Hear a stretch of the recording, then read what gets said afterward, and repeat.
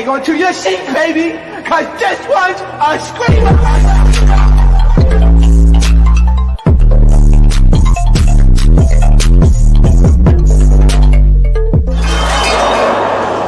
Are you not entertained? Are you not entertained? Entertained, so time to come with another video. We're talking about Housewives of Atlanta, season 16, episode 3. Okay, the episode starts off with Britt. Here's the thing. You know what irritates me about Britt? She reminds me of Mia.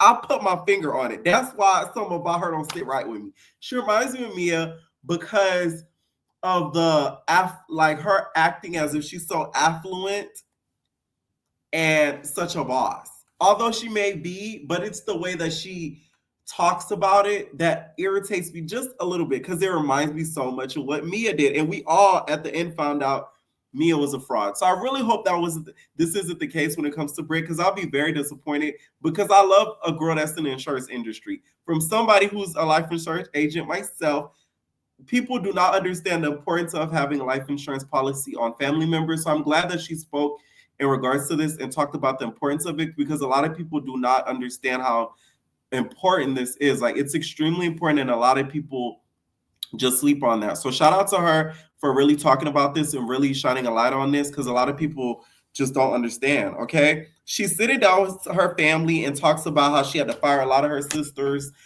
They was probably ended up being some of her agents, and them bitches was selling policies like she expected them to, so she had to get rid of them.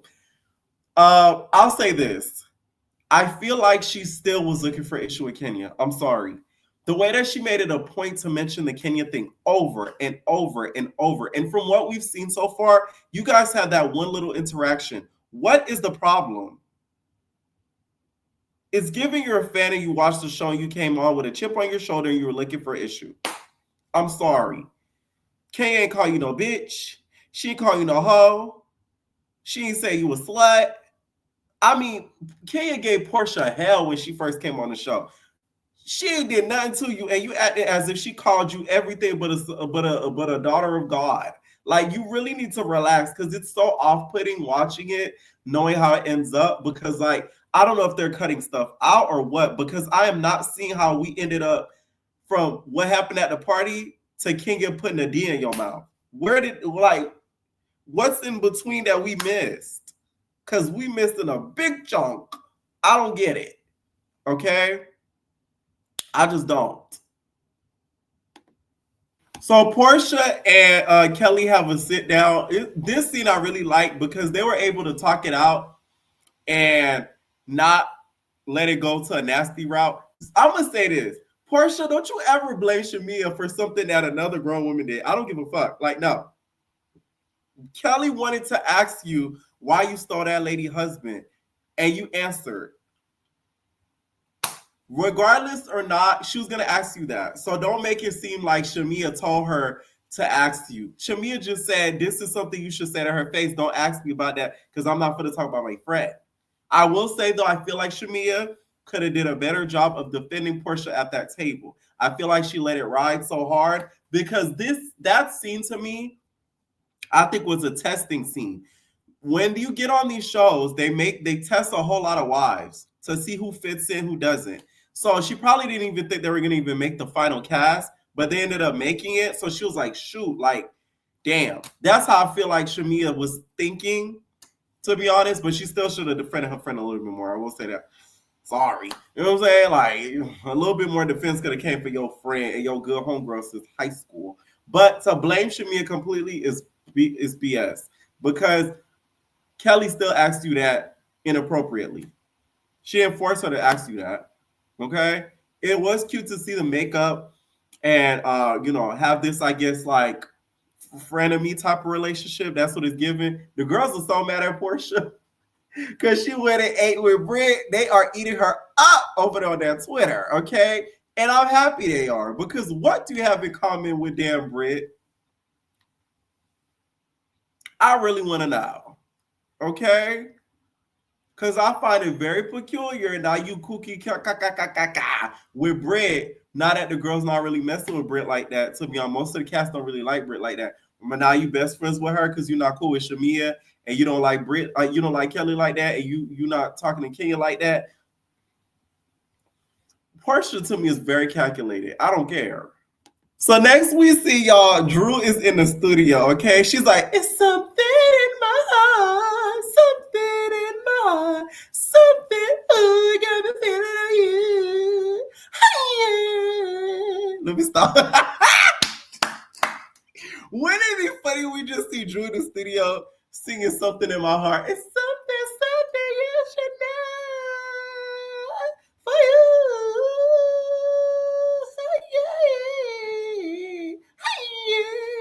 Like, you know what I'm saying? I play too much, y'all. But anyways, she's in the studio, y'all, singing her heart out. Kenya, Angela, and Cynthia come in to visit her. Cynthia's wig has got to be burnt. Oh my God. They've been roasting Cynthia, her wigs, all season so far for the past 3 episodes. The first wig she had on, in this episode, she had on 2 wigs. She had the Nicki Minaj bob. Y'all know the bob I'm talking about when Nicki was like, this when she did that long little run, she was like, that little bob. She had that. She had that bob in the episode and then that atrocious wig in that studio. Cynthia said, listen, I don't have glam this season. I want all the money to go to me. I have a friend of a Housewives contract, not full time. The check ain't the same. I'm keeping the money. I ain't mad at you, Cynthia, okay? So Drew's built her heart out, which I've heard very good things about her album. Apparently the album is freaking amazing. So shout out to her. And she's sitting down or whatever with the girls, and they start asking her about Dennis. Where's Dennis? What is Dennis doing? Okay? Where's oh man? Apparently he was in the stew. Cynthia, Drew, why must you lie? Because the producers are always gonna make you look like a liar. Because you lie. You talk about I never talked to him on the phone. They have a tape of you talking to him on the phone. You say, oh, he don't, I see him like a friend. You have him in the thing on your phone as brother, which is very incriminating. Because the same girls that be, that's my brother. They be on their brother. Y'all got to be careful when the girls say, that's my brother. That's bro. Girl, they be sucking the hell out they bro. Don't ever believe that. That's the first mistake you'll make. So Kenya, this is why I love Kenya. She cuts to the boy BS. Is like, hey, where's Dennis? Are you still working with him? Drew didn't even want to answer. This is what makes you look even more suspicious, Drew, because you're being coy about the situation. You need to be direct and you need to cut that nigga off and start working with him. Because you do look suspicious doing stuff like that. Because now people going to think you're fucking them. That just is what it is. So I'm glad Kenya said it's make you look like a whore. Okay? A hook-ass whore. Cynthia said a whore and you know, what she said? I think she said whore and a slut or something like that. A hoe and a hoe. Yeah, a whore and a whore is 2 different things, which it is completely true. Okay, a hoe is different than a whore. A whore is just like you're just like a slag. Okay, I'm a slag. Like, you know what I'm saying? It's giving slag. Like, it's giving a little bit of that. So I'm glad that Cynthia, you know, notate that difference because there is a difference. I'm glad they had a talk with her for her to get it through her head because it does look suspicious. I did not know even Kenya asked Cynthia for her blessing to use him, her ex-husband, Leon, as for Life Twirls On, okay? Because, you know, that's Cynthia baby daddy, and she wanted to use him for Life Twirls On, that pilot that Cynthia, that Kenya miserably failed at. Listen, say what you want about Kenya, but she is the testament. You got to try every little thing to see if it works out. She tried the acting and stuff. She tried the modeling stuff like that. And then the hair stuff popped. You know what I'm saying? Like, you got to try every little thing. Just sprinkle it and then see if it worked. And it worked. Okay. So with that, Cynthia was like, she even asked for my blessing, which I really appreciated because that shows that she's a girl's girl. So you should have did the same. You should have found a way to get in contact with him and got his blessing. And I think Portia would have been okay with it had she not tried to go behind her back and try to film. Like, had she got in contact with Portia and said, hey, you know, I want to work with him on music, I'm not sleeping with blah, blah, blah. And then Portia said, that's cool, just I don't want him on the show with you. And they had that agreement. I think they would have still been cool to this day. But Drew is such a liar and she's so like secretive that it makes her look guilty even if she's not guilty. So Angela meets with her husband for her real estate properties. Something about their relationship to me is off. And I'm saying this is because it always seems like she's walking around pins and needles around him. And it kind of it's awkward to watch, meaning as if like I feel like she's so scared she's gonna say something wrong to piss him off, and it's gonna send him off on the deep end, and he gonna do something that he shouldn't do or say on camera. Am I the only one that get that vibe? I kind of feel bad for her for some of her scenes because she just seems so scared. Now this TikToker, shout out to her. She did something and peeped something that I didn't even peep until seeing her TikTok. My favorite thing is when reality TV stars think we're as stupid as they want us to be.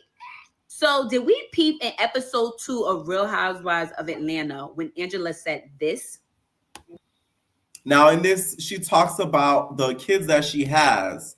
I would play it, but due to copyright, I'm not. And she names all of the kids that they have together, and then she says Charles's child for one of the sons, basically making it seem like he had a baby outside of their marriage, outside of them being together when they were separated. And then I have her.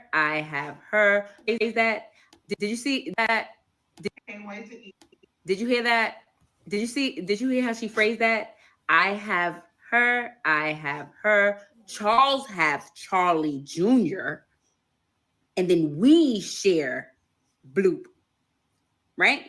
Then in last night's episode, she says this. 2017 with Madison Square Garden, that was a very, very rough time.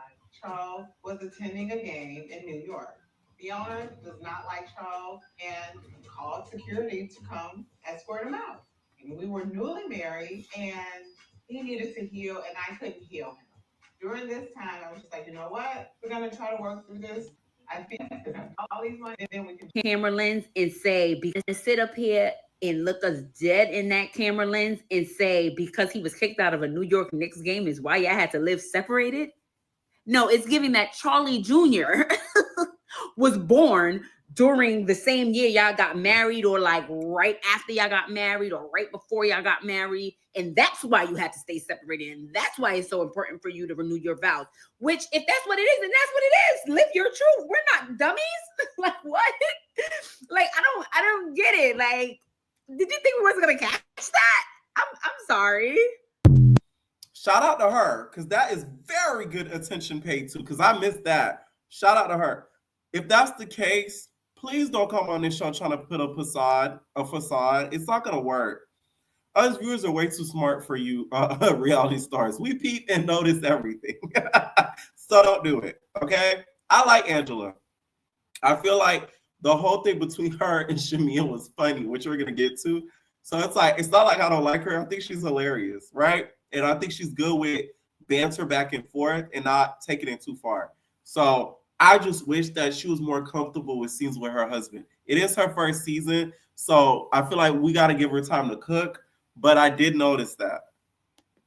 Drew sits down with her divorce lawyer, and I'm sorry, y'all. Any scene as Drew is in and she's crying, I automatically think she's in a scripted series. Like, she's like, it's like, the lawyer's like, he was sexting other women. He's tracking you. All the negative and dirty things he's done to you, Drew. And then she's like, I know. It's just like, it's crazy. Like, every little thing she does when it comes to stuff like that, it gives me like she's acting. You know what I'm saying? It is sad. If he was actually tracking her, that's weird as hell. Maybe it's because both of them were, stepping out of the marriage.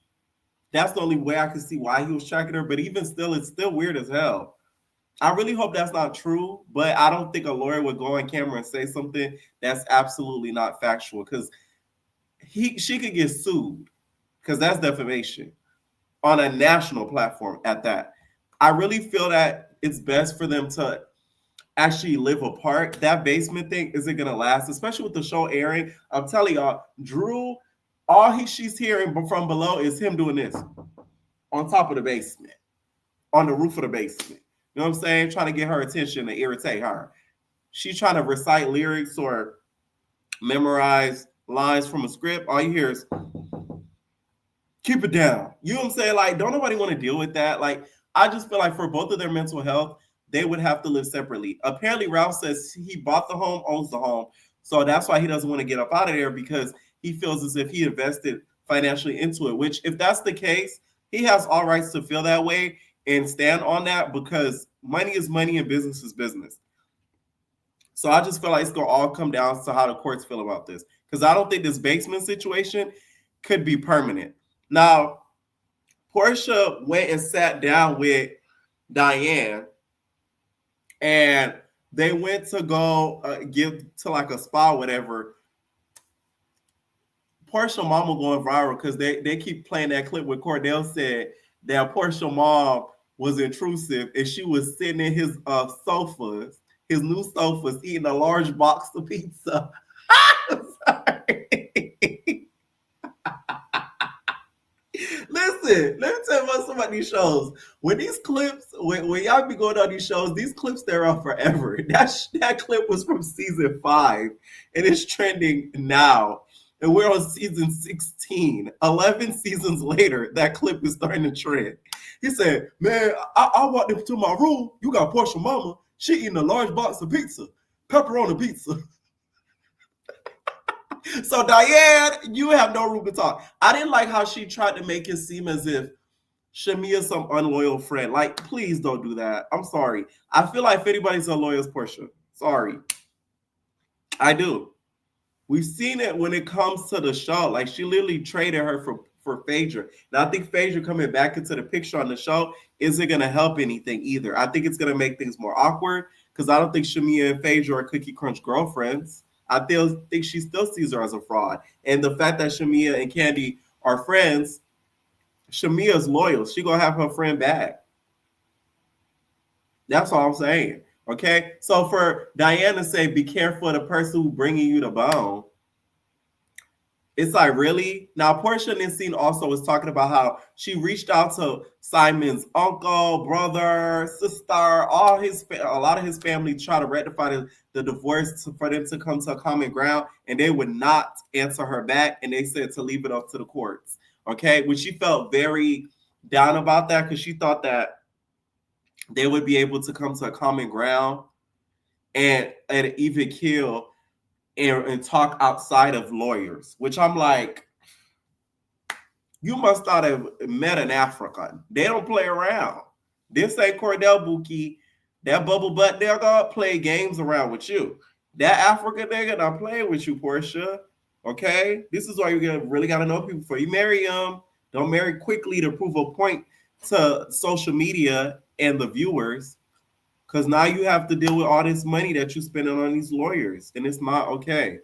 Next thing you know, we get to Kelly's ball. I thought it was Balmain. When the hell, what she called it? Ballman, whatever. Y'all know I'll be having a hard time pronouncing. I thought it was Balmain. But apparently it's not. We're going to call it the Balmain event. So she was able to shut down the Balmain store and have her event there in regards to a condition that one of her daughters has.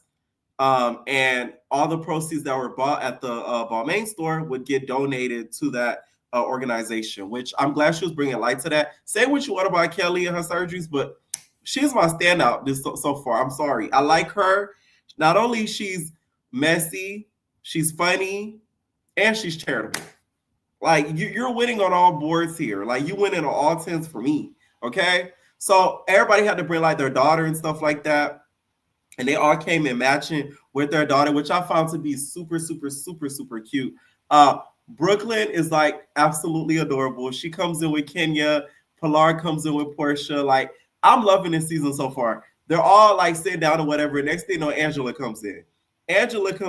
Mind you, Angela, y'all, is like 7 feet tall. I saw that promo for Watch What Happens Live. Bitch, she had to bend down to kiss Andy. I said, oh my God. Andy said, Angela. I was like, are you sure you wasn't out there on the court with your nigga? Like, that is a tall motherfucker. She is tall. I'm telling y'all, I was like, damn, y'all better not try it. Portia, that's not the girl you could get in the alleyway with, because she gonna slap your ass up. Don't let that Jackson 5 nostril fool you, because that's a tall MFR. So she gets there, and her and Shamir are there, whatever. She's like, oh, Shamir, we run off on the wrong foot. I feel like it was a little awkward or whatever between us. But I just feel like I don't think it was right that you asked Drew the way that you did or whatever. So they start going back and forth. She starts calling her about her nostrils. She said, you need to go get that, pluck, fix back down. I will say Angela's nose is quite peculiar. You get what I'm saying? Like, it's not the best shaped. It's not, okay? She does need a redo. She's a beautiful lady, don't get me wrong. It's just her nose.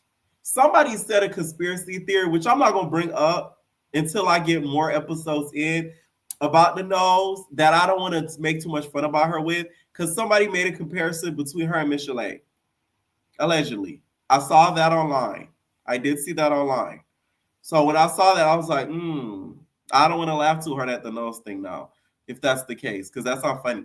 And then she calls her Flavor Flav. Calls Shamia Flavor Flav, Angela does. At first, I did think it was racial. I'm not going to lie. I was like, oh, you saying that because she dark skinned? You saying that because she black with a Q? Huh? You get what I'm saying? I thought the same thing. So when she explained the situation, said that, Portia was Flavor Flav and Shamia was Chef D. What I said, Chef D was Chuck D. Then I was like, okay, bet. You clean that up real nice, Angela, because I was like, I hope you're not trying to say because she blocked, because that would have been a thing. Now, when Shamia said and sucked her nose in, I can't even do it because my allergies have been going crazy for the past few days. I cackled. I'm not gonna lie, that was funny because her nose literally went from my nose to literally like this. I'm talking about thin, okay? Their back and forth was funny because she's like, oh, you talk about my nose, but when are you gonna take your nose out of Portia's ass? I was like, ew.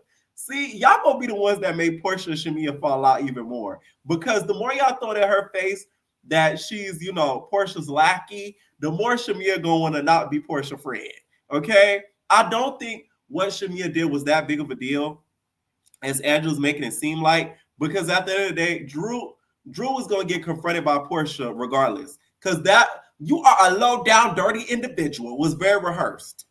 Portia was going to say something to that girl regardless. Sorry, okay? Also, we also see Drew try to have a conversation with Portia, and her sister was there as backup. Portia said her sister Heavy D was in the background with her braids. Portia brought her sister because her sister on timing. That's why she brought her sister. Her sister be on that though. Her sister gonna squabble, okay? That's why she made sure to bring that sister with her, okay? Portia, though, needs to stop avoiding the conversation. She's a part of the problem as well, because it's like, if you feel uncomfortable with her doing it, say this to her. You said it already, but make sure she gets it through her head. Don't try to avoid her. Because then when she tries you and keeps trying to film with Dennis, then you have every reason to cuss her ass out. Okay? And that's pretty much the episode, y'all. Let me know what y'all think down below about everything that was said on here. And we're our babies. No, personal.